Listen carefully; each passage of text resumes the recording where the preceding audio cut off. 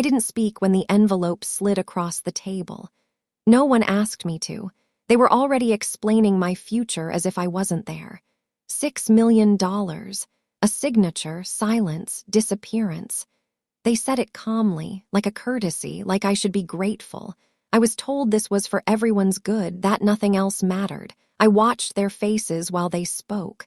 Confident, relaxed, certain I would comply. They believed I was replaceable. They believed I had no leverage. They believed the story was finished. What they didn't know was that my body was already keeping a record. And systems don't forget. Neither do consequences. The silence would cost them more than money, reputation, or control eventually publicly. Before everything fractured, my life was quiet in a way people mistook for emptiness. I woke early, not because I had to, but because the house belonged to his schedule. Meetings, calls, flights. My mornings adjusted around that gravity. I learned where to stand so I wouldn't be in the way. I learned which questions slowed things down and which ones were safe to ask later, if at all. Our marriage looked balanced from the outside. Clean lines, predictable routines, stability. He liked that word. He used it often, usually when explaining why decisions didn't need my input. Stability meant things worked, and things worked because he handled them. Money was never discussed in detail. It existed in statements, accounts, and assurances. I didn't feel deprived. I felt managed. There was always enough, always on time, always handled. When I asked once how everything was structured, he smiled like I'd complimented him. "You don't need to worry about that," he said. "I've got it."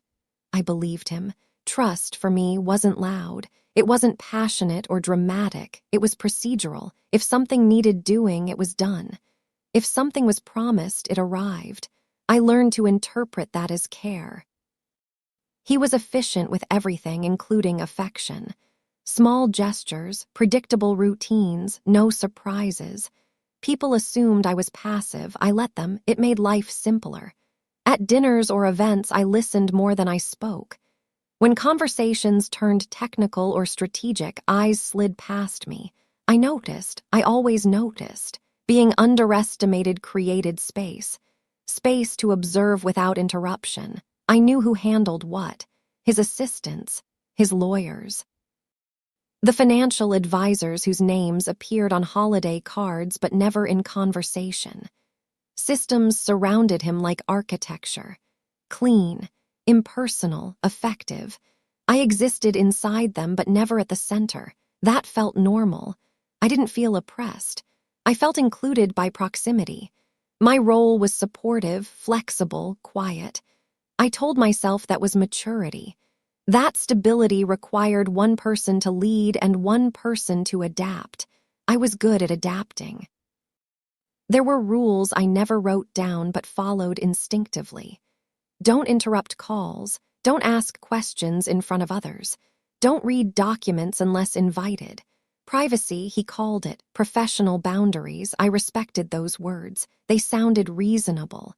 When friends asked what I did all day, I never knew how to answer. I managed the house. I attended when needed. I stayed available. Availability was my contribution. Emotional steadiness, too. He valued calm. I learned to keep my reactions small, my tone even. I rarely raised my voice. There was no need. If something felt off, I assumed it was my misinterpretation. He dealt in facts, numbers, contracts. I dealt in impressions. Feelings didn't stand up well against documentation. I trusted his version of reality more than my own perceptions.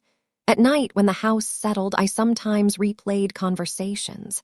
Small pauses, words chosen carefully, moments when something wasn't said. I noticed those gaps, but I didn't label them as problems. Silence in our world often meant efficiency. Things handled elsewhere. I was proud of not needing reassurance, proud of not being demanding. Independence, I told myself, didn't require control. It required trust. And trust meant letting go of details. The imbalance was there, but it didn't feel like danger. It felt like structure. He carried authority effortlessly. I carried patience. Together, it looked functional. People admired it. I didn't imagine betrayal because nothing in my daily life felt dramatic enough to justify it. No raised voices, no slammed doors, no obvious absence, just a smooth surface, carefully maintained. If I had known then what systems were capable of, I might have paid closer attention to where my name appeared and where it didn't. But at the time, absence felt like safety. I believed my value was understood without needing proof. I believed silence was neutral. I believed trust, once established, didn't need verification. That was the world I lived in before anyone told me I was temporary. The first signs didn't arrive as events. They arrived as adjustments, meetings that ran later than usual, calls taken in rooms with doors closed, travel dates that shifted without explanation. None of it was dramatic enough to challenge. Each change had a reason, and the reasons sounded reasonable. I told myself that was how important work functioned. Fluid. Responsive, demanding. What unsettled me was not what changed, but what stopped happening. He used to tell me when he'd be home late, not to ask permission, just to inform. At some point, that courtesy disappeared. I learned about delays from the quiet of the house, from dinner cooling on the counter, from lights turned off that didn't need to be. When I mentioned it once, casually, he looked surprised. "I didn't think it mattered," he said. The statement was neutral. The implication was. If it didn't matter, then my awareness didn't matter either. I nodded, adjusted. Information began arriving incomplete. Names replaced by titles, events referenced after they happened, decisions mentioned as if they were shared when they were. I started to feel like I was always a step behind, walking into conversations already concluded. I asked questions carefully, framed them as curiosity, not concern. "Is everything okay?" "Just busy." "Do you need me to be somewhere next week?" "I'll let you know." He didn't lie, he just didn't elaborate. And because he never raised his voice, never showed irritation, there was nothing obvious to push against. Calm has a way of shutting down conflict before it begins. There were moments when other people reacted before I understood why. An assistant pausing before answering me, a look exchanged that didn't include me.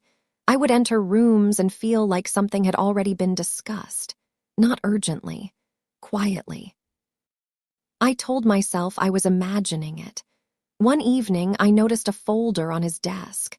Not hidden, just placed where I wouldn't normally look. My name wasn't on it. Neither was his. It carried a label I didn't recognize. I didn't open it. That felt like a boundary I shouldn't cross. Later, I couldn't remember why I hadn't. Conversations became more controlled. He chose his words with extra precision, as if anticipating scrutiny that never came from me. When I spoke, he listened politely but with a distance that felt new, like he was already elsewhere. At social events, he introduced me the same way every time. My role never shifted. It was rehearsed, safe, but I noticed how rarely he left my side now, not protectively, strategically. Conversations ended before they reached depth. Topics redirected. People smiled at me more than they spoke to me. I began to feel managed in spaces that used to feel shared. Sleep became lighter. Not anxious, just alert, I noticed patterns. The nights he worked late aligned with days certain calls appeared on the phone bill, numbers without names, repeated, consistent. I didn't investigate. I told myself consistency meant professionalism. Still, something felt misaligned, like furniture moved slightly off-center, not enough to stumble over, enough to notice if you paid attention. When I tried to articulate the feeling, I couldn't. There was no accusation to make, no evidence to cite. Only a sense that my access to information was narrowing. That decisions were being rooted around me. I asked myself if this was simply what long marriages became. Efficient, quiet, divided into roles. He wasn't cruel. He wasn't distant in obvious ways. He still checked in. still asked if I needed anything, still kissed my cheek before leaving. Those gestures made doubt feel disloyal, so I dismissed myself. Every time something didn't add up, I told myself I lacked context. That context lived where I didn't, with lawyers, with advisors, with people who spoke in terms I didn't. Discomfort, I learned, doesn't announce itself. It settles. It waits to see if you'll listen. At that stage, I didn't. I treated the feeling as background noise, something to be managed quietly the way I managed everything else. I didn't yet understand that early discomfort isn't a warning. It's an invitation to observe more closely, and I was already being observed. I stopped dismissing the feeling when patterns replaced coincidence. It began with paperwork, not missing, just relocated. Documents I used to see left on desks or counters now appeared filed away, locked behind drawers I didn't have keys for. When I asked where something was, he retrieved it quickly, already knowing exactly where it lived. That familiarity told me more than the answer. My name appeared less often, not erased, reduced. Where there had once been joint language, there were now references that felt provisional. Phrases like for now and subject to review. I noticed the timing of those phrases. They appeared after calls I wasn't part of, after meetings that ran long. I didn't accuse, I observed. There were moments when conversations stopped mid-sentence as I entered a room, not abruptly, smoothly. Topics changed with practiced ease. I was included, but only in what was already safe to share. That distinction became clearer with time. Once I heard my name spoken through a partially closed door. Not urgently, administratively, it was followed by silence. When I asked later what it was about, he said it was nothing. His tone was relaxed, certain. He expected me to accept the answer. I did, outwardly. Internally, something shifted. I started tracking details, dates, sequences, who knew what and when. I wasn't looking for betrayal. I was looking for alignment, and I wasn't finding it. His phone became more present, not hidden, just prioritized, notifications silenced, screen angled away. When I spoke, he listened, but his attention felt divided, like I was competing with something that didn't require explanation.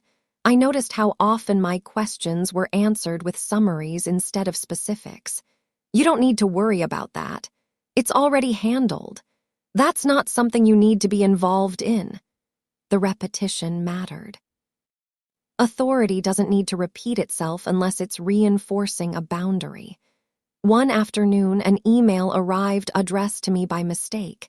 It wasn't personal, it was procedural. A scheduling notice referencing a discussion I hadn't attended. My presence was assumed, my consent implied.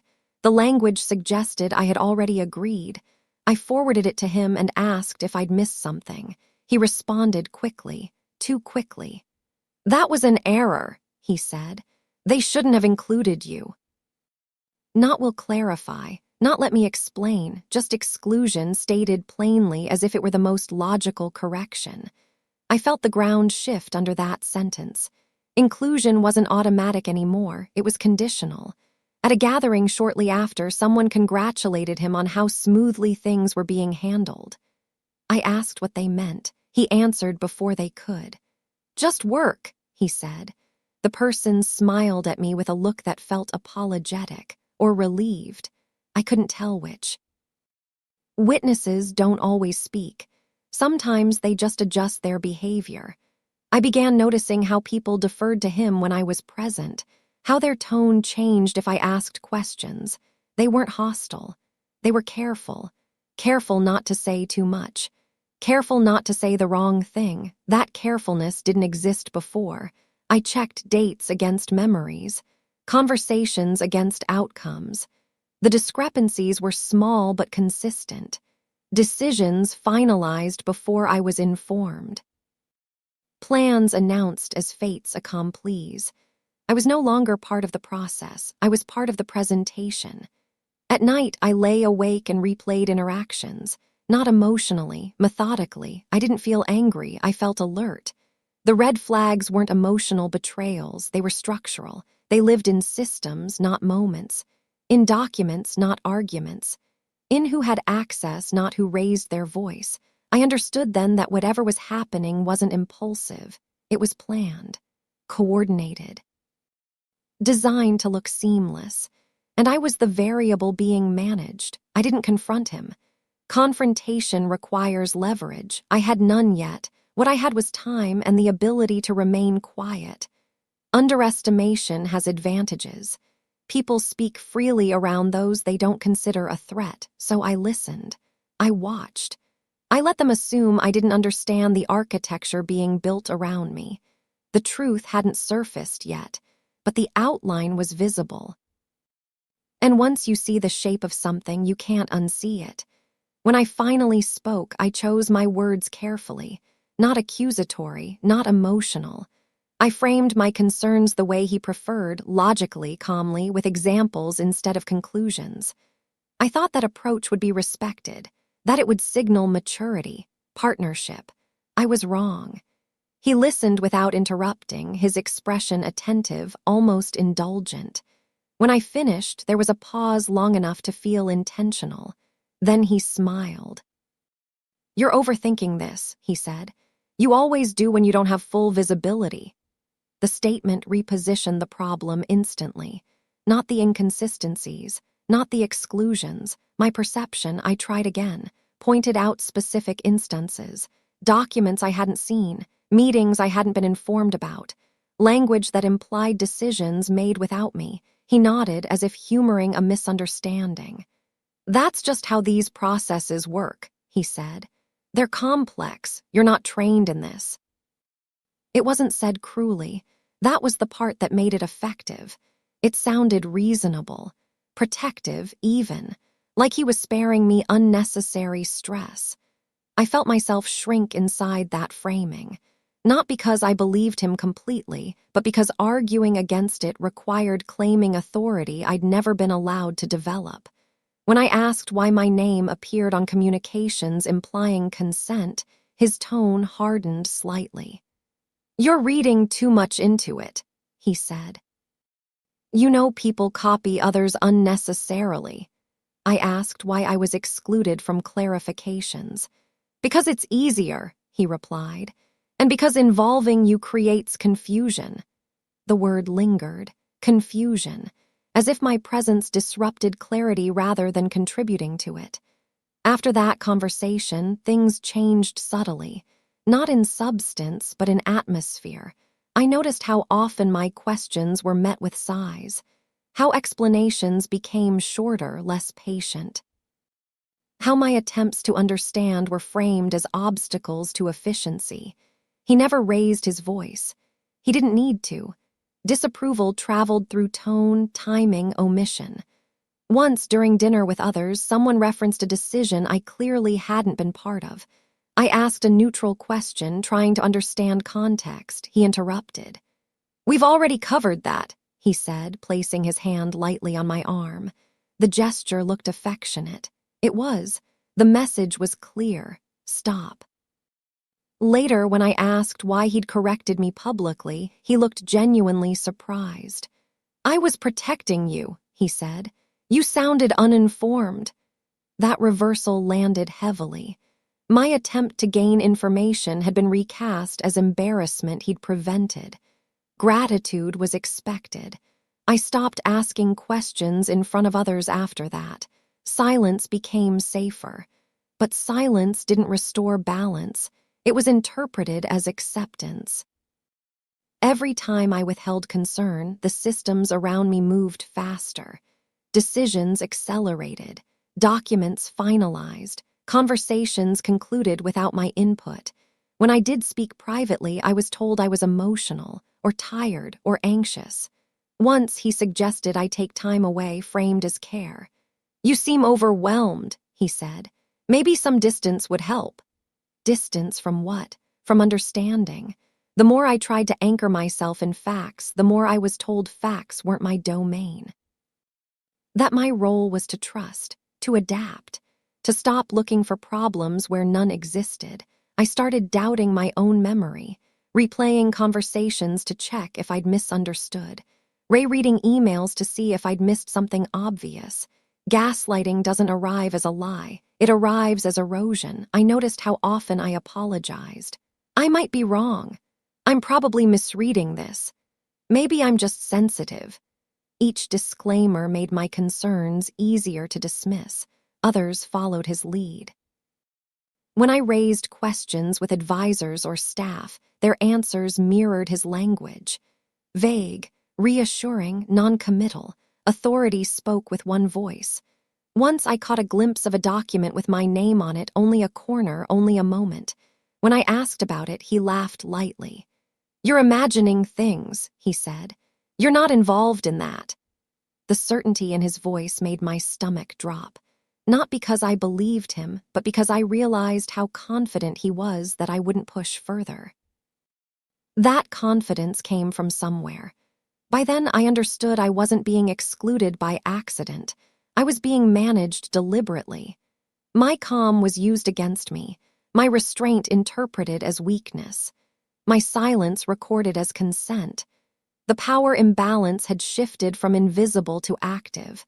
It pressed down gently but consistently, guiding me away from information, from agency, from clarity. I didn't explode. I did confront. I absorbed. And in that absorption, I learned something important.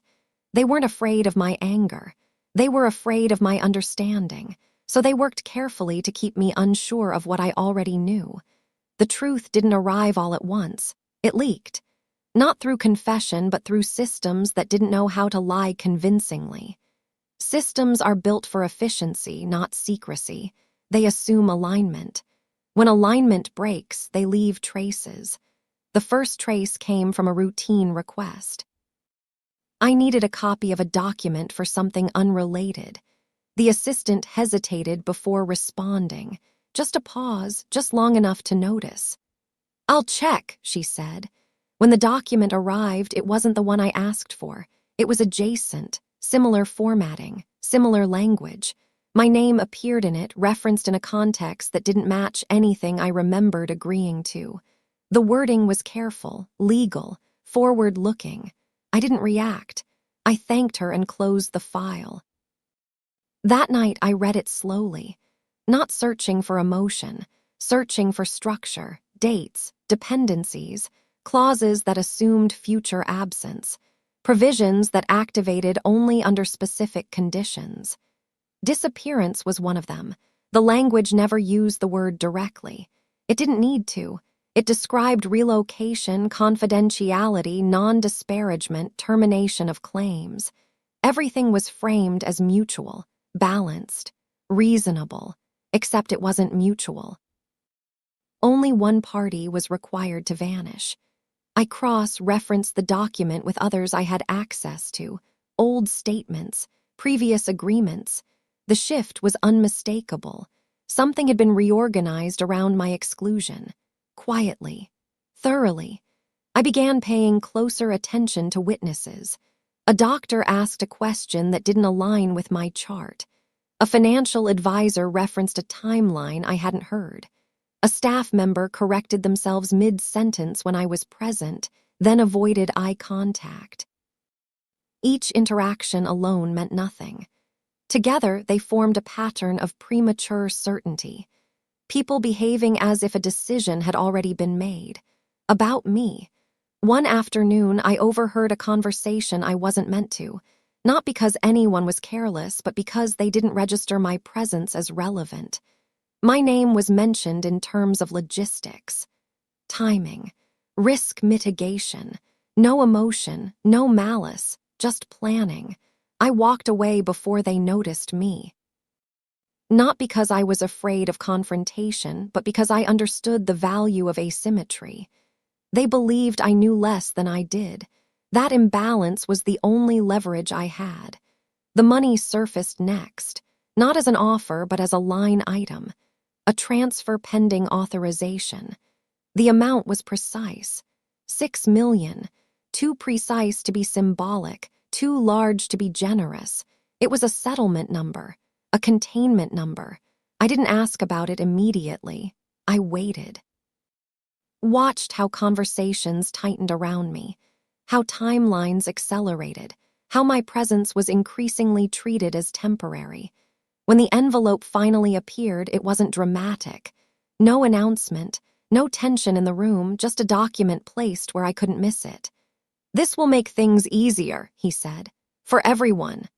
The words were familiar. He'd used them before. Stability, efficiency, protection. I read the offer without expression.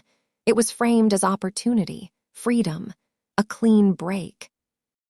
The conditions were clear. Sign, accept, relocate, remain silent, disappear. What struck me wasn't the betrayal itself.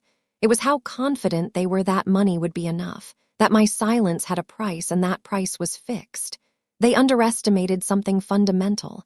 I didn't refuse. I didn't agree. I asked for time. That request was granted quickly. Too quickly. They weren't worried. They believed the system had already won. In the days that followed, more fragments aligned. Records updated prematurely. Access quietly restricted. Conversations that assumed inevitability. I realized then that the exposure wasn't accidental. It was controlled, partial, enough to guide me toward compliance without provoking resistance. They believed I would choose comfort over conflict, that I would accept containment over uncertainty. They weren't wrong about my restraint. They were wrong about my priorities. Because by then, I understood the truth wasn't just about betrayal. It was about erasure, about rewriting reality in a way that removed me cleanly, legally, and permanently. What they didn't account for was that systems leave audit trails, that witnesses remember what they've been asked to ignore, that bodies keep records no contract can override. The truth was no longer hidden, it was staged, and I was standing just outside the frame, watching the structure reveal itself. Once I stopped pretending not to know, everything accelerated. Not openly, not emotionally. Procedurally, deadlines appeared where there had been none. Documents were reissued with tighter language. Meetings I wasn't invited to multiplied. The system, sensing resistance, even quiet resistance, began closing gaps. He became efficient in a different way. Conversations shortened. Decisions communicated after completion. He no longer tried to reassure me. Reassurance is only necessary when compliance is uncertain. Now, certainty was assumed. The tone shifted from persuasion to instruction. "This needs to be resolved quickly," he said one evening, placing a folder on the table between us. "Dragging this out benefits no one." The phrasing was careful, neutral. It positioned time itself as the enemy. Delay became selfish. Reflection became obstruction. I opened the folder, updated documents, revised timelines. Pen placed deliberately within reach. I didn't touch it. He noticed, not with anger but with calculation. His posture changed slightly. He leaned back as if reassessing the room. "You understand the implications," he said. "This is the cleanest outcome." Clean for whom was never specified. The following days felt compressed. Calls taken constantly. Advisors cycling through with rehearsed calm. Each interaction framed the same conclusion from a different angle. Legal certainty. Financial security. Minimal disruption. They spoke as if disruption were inevitable unless I cooperated. As if my presence itself was the variable causing instability. I watched how language tightened around me, how options were presented as choices while functioning as funnels. Every path led to the same end. Silence. My access changed without announcement. Accounts I used casually now required approval. Travel arrangements were handled without consultation. Even small decisions were rerouted. Autonomy eroded through process, not confrontation. Once, I attempted to schedule an appointment on my own. I was told someone would handle it for me. When I insisted, there was confusion, then resistance, then escalation to him. Later, he told me it was for my convenience. "You don't need that stress right now," he said. Stress had become the justification for control. Witnesses adjusted accordingly. Staff spoke less. Advisors addressed him even when I asked questions directly. Eye contact shortened. Responses became rehearsed. I wasn't being punished. I was being isolated. The offer was reframed repeatedly, not as payment but as generosity, not as erasure but as opportunity. Each repetition stripped it of its reality until it sounded almost benevolent. "You'll be taken care of," he said more than once. The phrase carried weight. It implied dependency. It implied incapacity. It implied that survival required his permission. I noticed how often pregnancy came up in hypothetical conversations, not directly, indirectly. Discussions about future obligations. Risk management, contingencies. At the time, I didn't understand why those references unsettled me. I only knew they felt premature, as if scenarios were being discussed before conditions existed. The pressure increased subtly, reminders of timelines, gentle inquiries about my decision, polite concern layered over impatience. When I asked what would happen if I didn't sign, the room went quiet, not tense. Still. "That wouldn't be wise," he said eventually.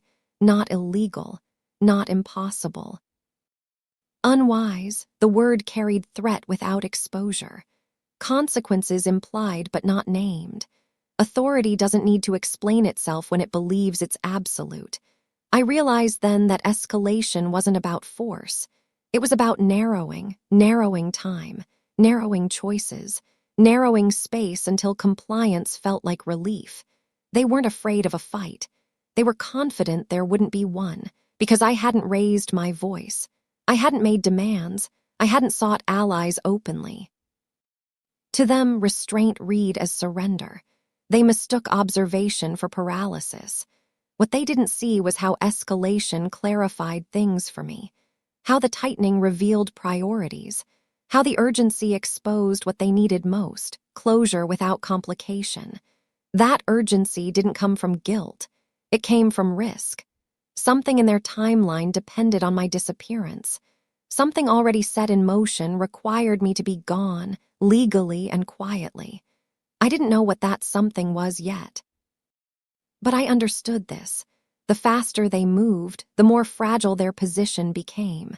Escalation is not strength. It is exposure. And while they rushed to seal the outcome, I remained still, letting the system show me exactly how afraid it was of delay. The confirmation arrived without drama. No symptoms that demanded attention. No emergency. Just a routine appointment I almost canceled because everything else felt more urgent. I kept it because it was already scheduled. Because systems prefer consistency. The doctor spoke calmly, clinically, as if this were just another data point. I nodded while she talked, asked the appropriate questions, took the papers she handed me. My hands didn't shake. My voice didn't change. The room felt smaller but not unstable. I left without telling anyone. In the car, I sat for a long time before starting the engine. Not because I was overwhelmed, but because I was recalculating. Every conversation, every document, every deadline that had suddenly mattered so much.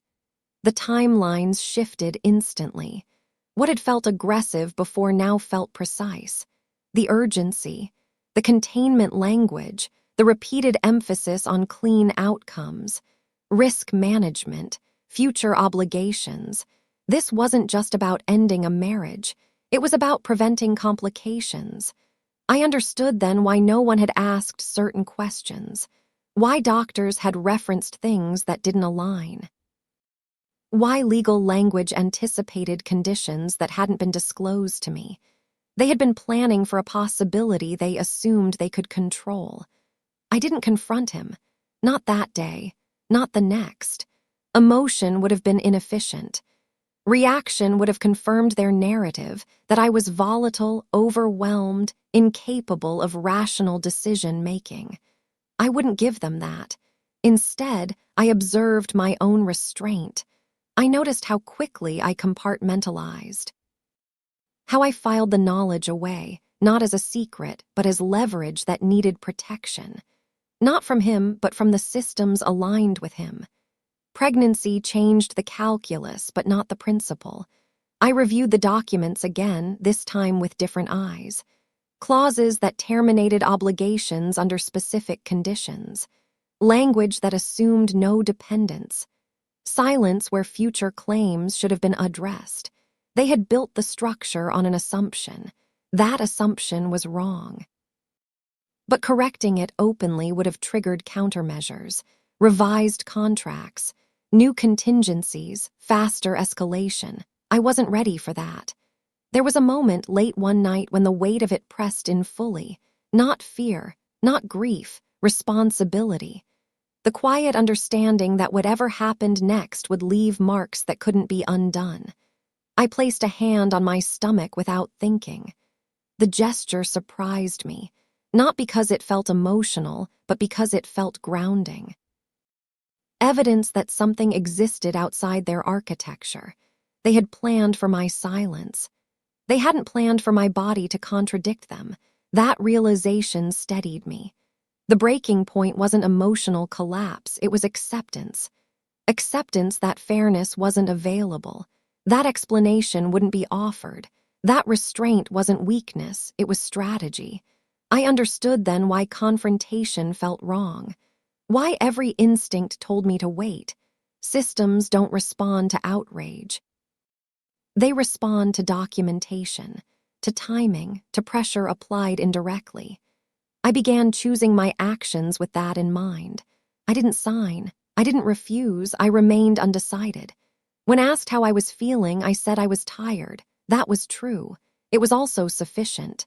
No one questioned it. I scheduled appointments quietly, asked questions without context, gathered information without revealing intent. I let professionals do their jobs without disclosing how their answers would be used. Emotions stayed contained, not suppressed, directed. There was grief, but it was secondary. The primary sensation was clarity, a narrowing of focus, an understanding that whatever personal loss I felt was less important than ensuring reality was recorded correctly. Because once something is recorded, it exists beyond interpretation. They believed restraint meant submission. They believed silence meant agreement. What they didn't understand was that I wasn't choosing inaction. I was choosing the only form of action that didn't expose me to immediate erasure. The breaking point wasn't when I discovered the betrayal. It was when I realized how much depended on me remaining calm. I chose restraint not because I was afraid to react, but because reaction would have ended the only advantage I had left. Time.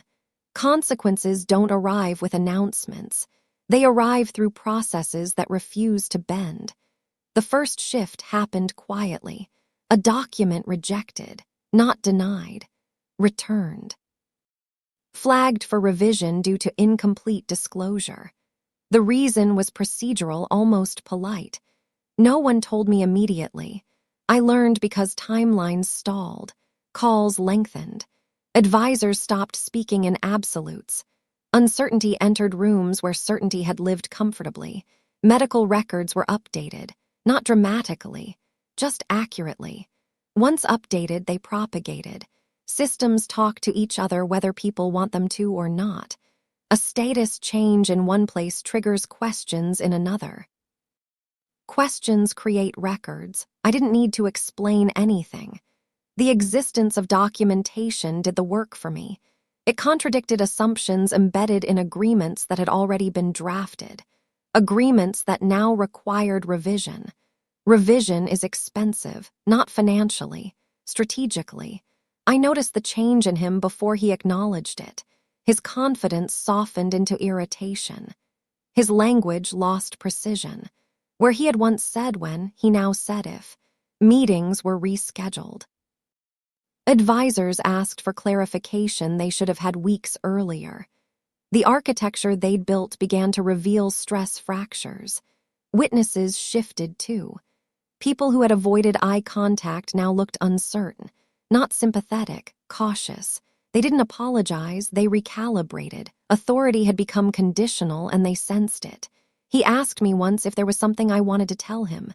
The question was measured, controlled, but it arrived too late. I answered truthfully without detail. "No," I said. That answer did something no confrontation could have done. It forced him to operate without confirmation, without control of the narrative. He had to account for possibilities he couldn't manage directly. Deadlines extended. Language softened.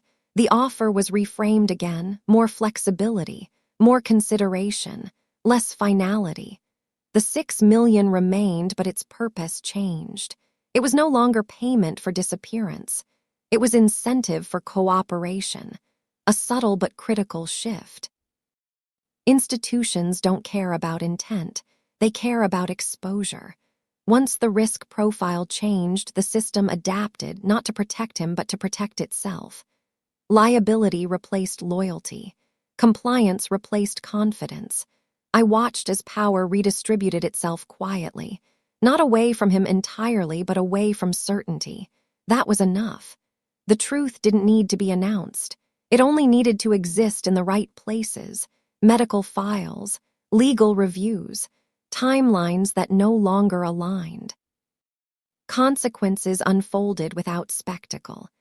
There were no raised voices, no accusations, no admissions, just adjustments, delays, revisions, a slow acknowledgement that the original plan was no longer viable. He never apologized. He didn't need to. Apologies are emotional. This was logistical.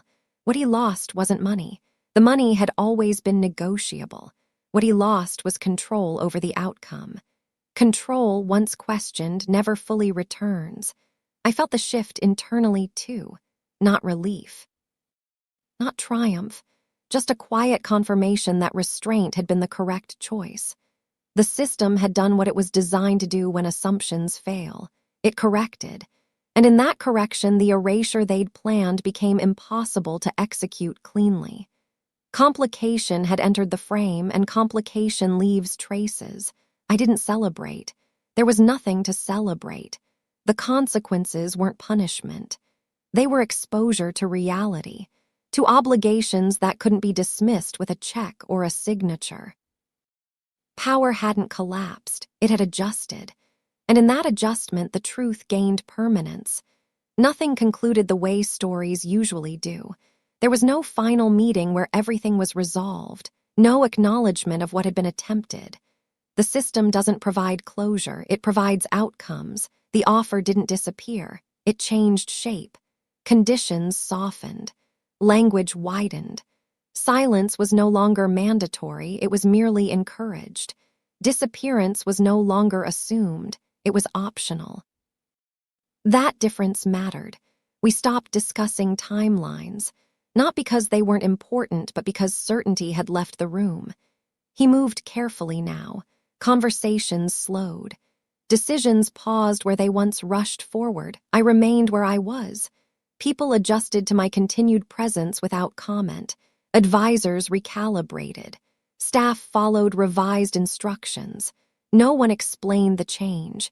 Explanation would have required acknowledgement. I never announced anything. I didn't need to. The truth existed independently of my voice.